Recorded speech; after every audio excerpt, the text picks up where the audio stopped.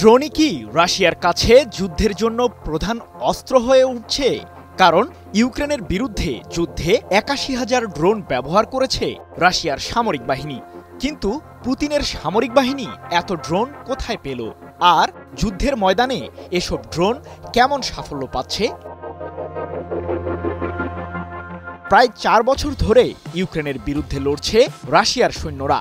এখন পর্যন্ত ইউক্রেনের ১৯% এলাকা দখলে সফল হয়েছেন রাশিয়ার প্রেসিডেন্ট ভ্লাদিমির পুতিন।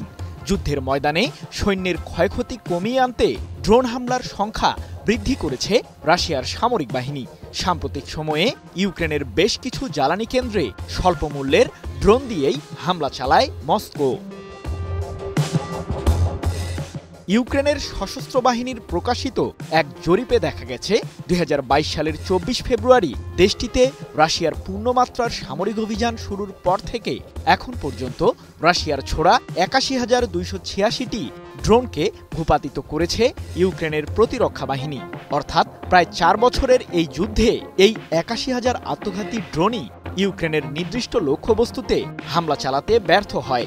বিশ্লেষকদের ধারণা, ইউক্রেনের বিরুদ্ধে রাশিয়া এখন পর্যন্ত প্রায় ১ লাখের কাছাকাছি ড্রোন ছুড়েছে।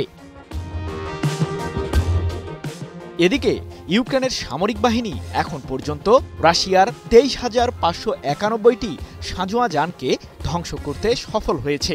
এছাড়াও রাশিয়ার প্রতিরক্ষা বহরে থাকা ১,২৪৪টি এয়ার ডিফেন্স সিস্টেমকেও গুড়িয়ে দিয়েছে ইউক্রেনের সামরিক বাহিনী।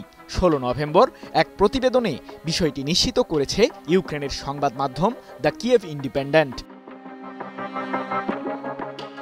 অন্যদিকে যুক্তরাষ্ট্রসহ পশ্চিমাদের দীর্ঘদিনের অভিযোগ, ইরানের তৈরি শাহেদ 136 মডেলের ড্রোন দিয়েই ইউক্রেনে হামলা চালাচ্ছে রাশিয়া। এমনকি সাম্প্রতিক সময়ে এই মডেলের ড্রোনগুলো নিজের দেশেই তৈরির উদ্যোগ নিয়েছেন প্রেসিডেন্ট পুতিন। বাছাই করা আলু আর স্পাইসি সিজনিং এ প্রাণ পোটাটা চিপস নাকি বিস্কিট খেয়ে বুঝে নাও। তবে যুদ্ধের ময়দানে কোণঠাসা ইউক্রেন পশ্চিমাদের অস্ত্র সহায়তার দিকে তাকিয়ে আছে।